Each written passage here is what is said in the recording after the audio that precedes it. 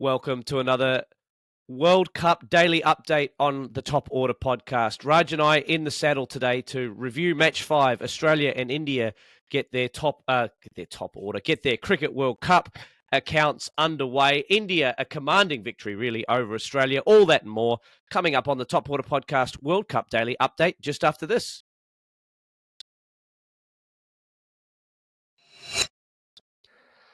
Well, Raj, all the teams have gotten their World Cup accounts underway. India and Australia in match 5 of the 2023 version of the Cricket World Cup for men overnight in Chennai.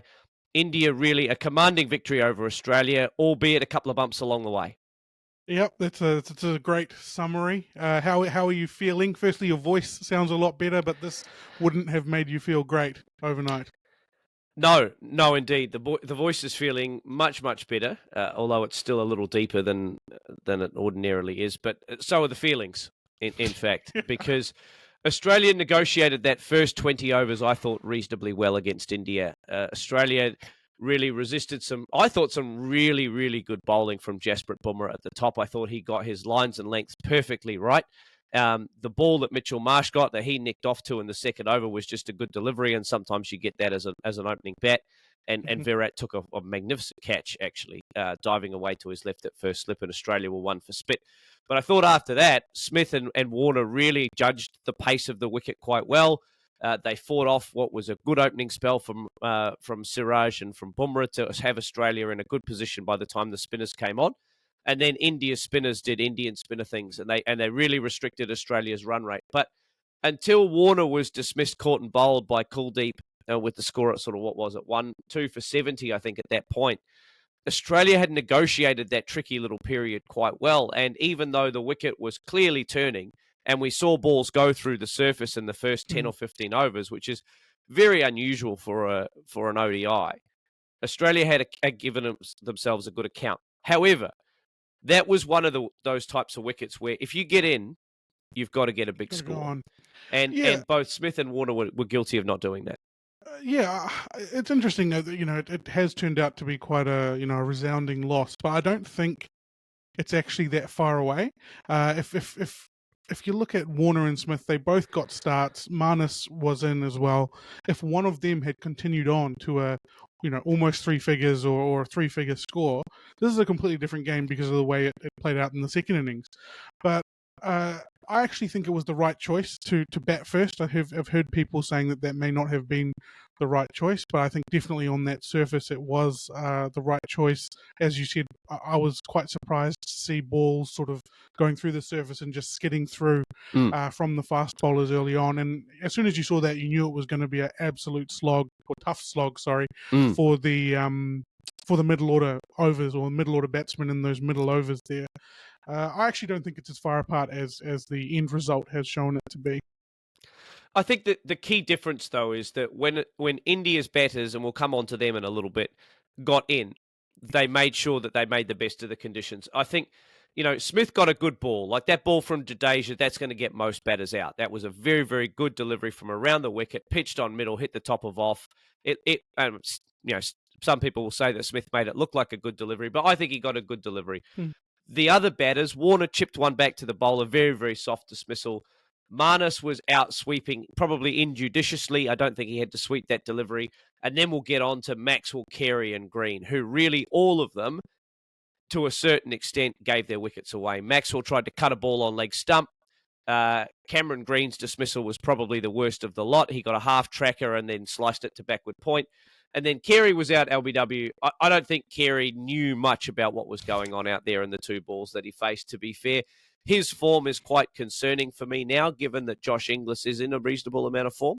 And Australia, if you look at the other top sides in that tournament, or in this tournament, they're getting a lot out of their wicketkeeper batter. They're getting a lot out of a Joss Buttler, an Ishan Kishan, or a KL Rahul in this case. South Africa get a lot out of their wicketkeeper batter. New Zealand get a lot out of Tom Latham, Rizwan, etc. Australia aren't getting anything out of Carey in that number 5 position. And if you're not going to have any of your middle order come off at all, then you're looking down the barrel at 190, 200, instead of, as you say, like 240, 250 is probably a winning score on that deck. Yeah, definitely. That wasn't that sort of 300 plus deck that we have seen earlier in the tournament, but yeah, definitely they were definitely short about 50 runs, and Mitchell Starc actually put a lot more pep into that score than it could have been with his late dash there at the end. What I guess if when we did the preview, we did talk about how there was the potential of a batting collapse in this Australian batting order, and Carey actually batting at 6 this time round. Almost every other team has their wicketkeeper batsman, in the top order, opening, at least in the top 5, definitely top Tom Latham, as you mentioned there. Is he really an issue for you? I think there's probably bigger issues to look at when it comes to that, or is it affecting the balance that much that it's something that they need to look at? I think that's something that they need to look at, to be fair. I mean, he is the best gloveman Australia have got. He's a better gloveman than Josh Inglis, but I think the challenge that we've got at the moment is that Australia didn't get anything out of their guys from 4 through 7. They got 27 from Marnus. He got himself in and then got himself out. And then the guys after that, Green, Carey, and Maxwell, combined for 23 between them. And that's not good enough from an Australian point of view. Yes, okay, you're going to have one or two guys on a wicket like that are going to get a good delivery early doors and get out. That didn't happen to any of those 3 batters that we just talked about. So Maxwell, again, as I said, tried to cut a ball from Kuldeep on leg stump, got bowled. Like that's entirely on Maxwell trying to force the issue when he didn't need to. Okay, Alex Carey was out LBW from 2 deliveries. Hard to tell, really, from a form perspective. As Greg Chappell said once famously, he didn't face enough balls to know if he's in or out of form.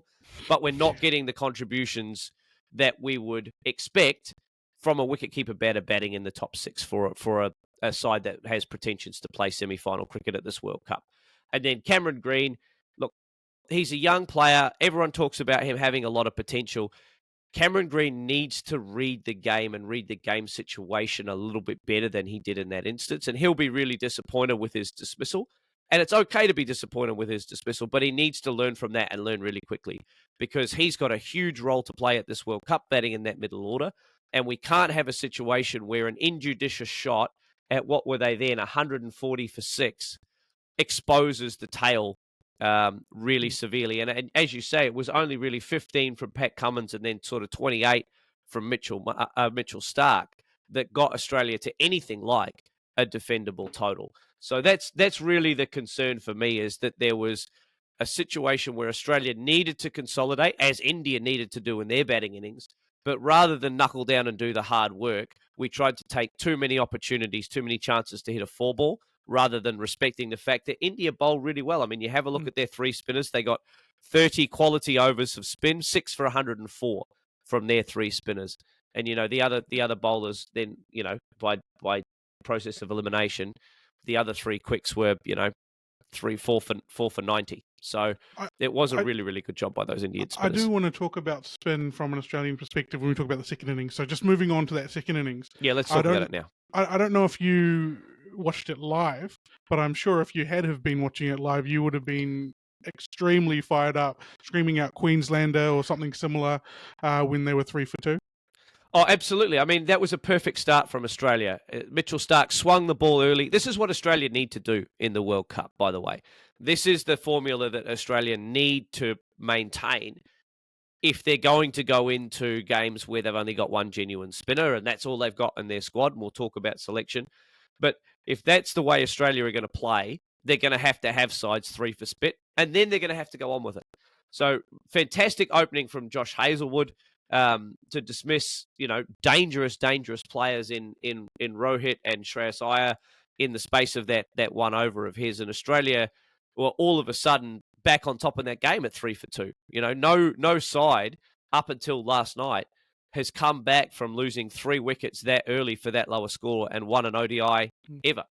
So Australia had it all to play for. Unfortunately, Mitchell Marsh dropped a pretty easy catch off of Virat when Virat was on 12. He goes on to make 85.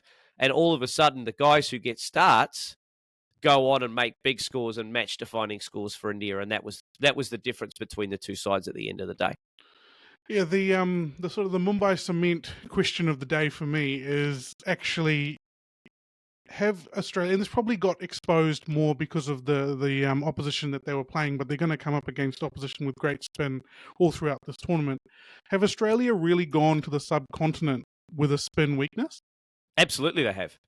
Absolutely. They've only gone to the subcontinent with one spinner. So whatever you think of guys like Ashton Agar, whatever you think of guys like Tanveer Sangha, to only take one frontline spinner in your squad, you've just seen it there, right? India, 6 for 104. Australia, none for 86 in the spin department. So Adam Zampa has underperformed as far as the comparison between he, Kuldeep, Ashwin, and Ravindra Jadeja are concerned. Glenn Maxwell, okay. Oh, excuse me. We've talked about Glenn Maxwell being a frontline spinner for Australia. In the last 4 years, yes, his average has been much, much better. But in this kind of scenario, you needed to be able to play 2 or 3 spinners in this game. So if Australia are going to go in with that lineup, they need to get something out of Marnus. They need to get something out of Smith. They need to get something out of somebody else in that 11 that's going to give them the same kind of contribution that we saw from, well, maybe not Jadeja. Jadeja is a world-class spinner, but they need something from someone, and they didn't get anything from anyone in this game. So absolutely, Australia have gone in underdone as far as selection is concerned, but other sides are going to look at this and go, okay, we've got a formula for beating Australia now.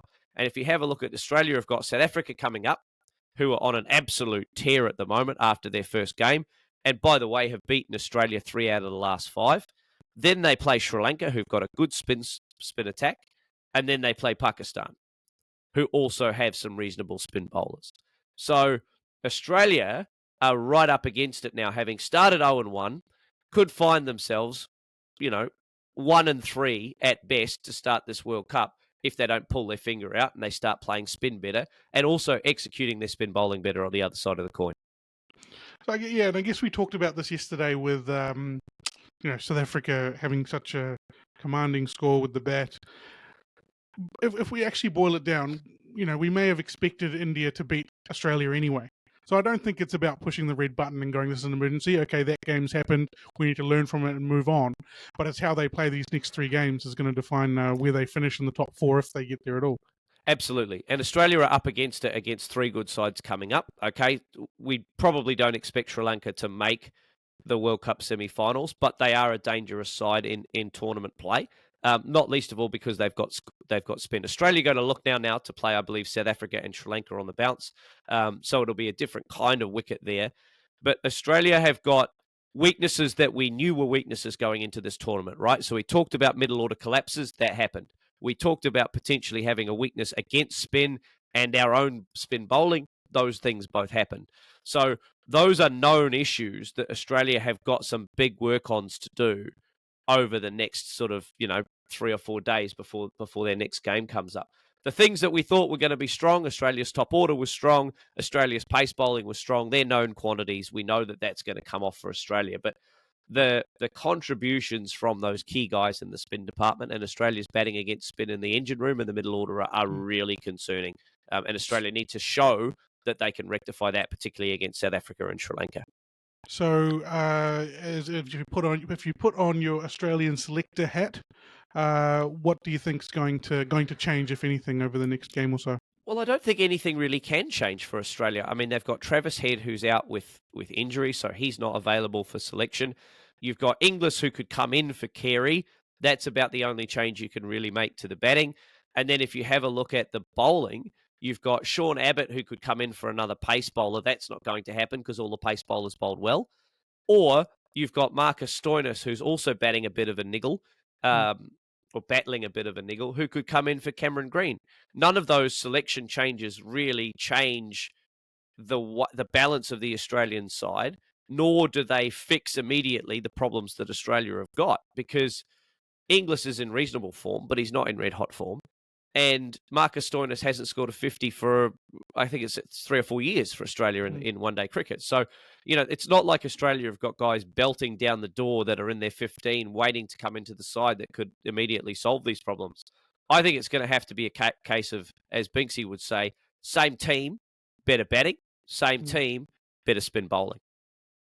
Do you think Mitchell Marsh? How long are the Australians going to persist with Mitchell Marsh at the number 2 spot? I don't mind Mitchell Marsh at the number 2 spot because it means that Steve Smith can bat at his preferred number 3 position, and that Mitchell Marsh can get Australia off to a flyer, as Travis Head has been doing lately in ODI cricket. So I don't mind that Mitchell Marsh is at the top of the order. He's an explosive player who can take advantage of the power play, and I think in the current balance of the side, that's the best way that Australia can utilise him. The challenge that Australia are going to have is if their middle order continues to underperform, then Mitchell Marsh is the solution at 4 or at 5 for Australia. However, that requires Travis Head to be back in the side. If he's back at game 5, Australia are 1-3 and they're almost down and out. And then that game against New Zealand becomes an absolute must-win game for Australia in that World Cup, and they're on the back foot. So Australia need to get at least 2-1 out of Sri Lanka, South Africa, and Pakistan to have their World Cup on track, I think, at this point. And looking forward for India in terms of, I think that they'll be happy with that win just to get that one done and out of the way. I think it's interesting, if you did listen to our previews, we talked about Ishan Kishan and KL Rahul being able to coexist. However, I don't think that is going to be the case. They seem set on having Shreyas Iyer batting at number 4, and if Shubman Gill have been fit, I'm sure he would have played this game and opened the batting, and Ishan Kishan didn't bother the scorers either with the bat. So I think that he might be the unlucky one to drop out, even though he's had a sustained sort of period of performance over the last sort of 6 months. But unfortunately, I think he drops out. And, when you've got guys like him and Sky sitting on the bench, I think, you're looking good for your depth and for the rest of the tournament. And that's the real key to come out of this for India, is they were able to give their team a squad that was able to play 3 spinners. They can play 2 spinners. They can play 1 spinner. They've got Sky on the bench. They've got Shubman Gill to come back into the side. They've got so many different looks that they can give their opposition that they're much better prepared and structured to be able to play in any conditions than just about any other side. England's the only one that comes to mind that has that flexibility that can give different looks. I wouldn't write Ishan Kishan off too much just yet, because we don't know how severe the dengue fever ailment that Shubman Gill is suffering. We don't know when he'll be back. Hopefully he'll be back very soon. But, growing up in the tropics, that is an illness that can linger and hang around for a few weeks and can really sap your energy and your strength. And so for an explosive opening batter like Shubman Gill, hopefully that's not an issue that continues to hang around for him. I don't think we need to read too much into this. I mean, the only thing I would say around the Indian batting is that in 2021, Rohit Sharma said, we want our middle order to be prepared for situations where we're 3 for 10. Yep. That's a pretty prophetic sort of set of words. Opening game of the World Cup and you're 3 for 2. And then all of a sudden, Rahul and Virat come out and they play commanding innings. They really take the game away from Australia. And by the time the Australian spin bowlers came on, they were in full control. They really were. And they weren't exposed early to spin bowling that was proving to be difficult to face on that wicket. And that's the point I did want to make about the difference in the 2 batting approaches. Was I think India, definitely Kohli and Rahul, were much more comfortable batting at the tempo that they put through. If you have a look at the strike rates, they're fairly similar, but I don't think that's something that Australia were as comfortable with. Definitely setting a target. Yep. When you're chasing it, it's very different, but they were very comfortable batting on that kind of pitch at that kind of tempo, the Indians, and I think that really set them apart. It really was, I think, the value of that knock won't quite be realised, I think, until we get a bit later into the series. The World Cup, the innings of Rahul and Virat Kohli was immense. If they had lost another wicket, that catch had been taken on when Virat Kohli was on 12, we could be talking about one of the more embarrassing openings to the start of a World Cup tournament. Absolutely. I mean, I think I don't want to understate everything hinged on that drop catch in that Australian bowling innings, because at 4 for 20, we could have bowled Adam Zampa or Glenn Maxwell earlier in the innings against fresh batters. I mean, it's too early in the 2nd or 3rd over to introduce Zampa. It's way too early for that. But if it was 4 for 20 in the 10th over, then all of a sudden you're giving Zampa the ball, you're giving Maxwell the ball and saying, hey, if we get 1, maybe 2 wickets, we can really go after the Indian lower order here. And Kohli and Rahul were good enough to resist Australia and set the tone for their innings so that Australia weren't able to take advantage of that good early position that they got themselves into. But it's all Australia's own fault. They dropped Kohli on 12. He made 85. He batted really well with KL Rahul. You've got to give them oodles and oodles of credit for winning the game for India because they were command performances. Cool. That's all I've got, my friend. And that's all I've got as well. I mean, it's a great start for India. It's job done in game number 1. They've ticked that first box off on the way to what I think is going to be a very successful tournament for them. It's all to do from Australia, 0-1 down. That's it from Raj and I on the Top Order podcast. We'll see you again tomorrow for another World Cup update. Take care of yourselves and each other, and we'll see you soon on the Top Order podcast.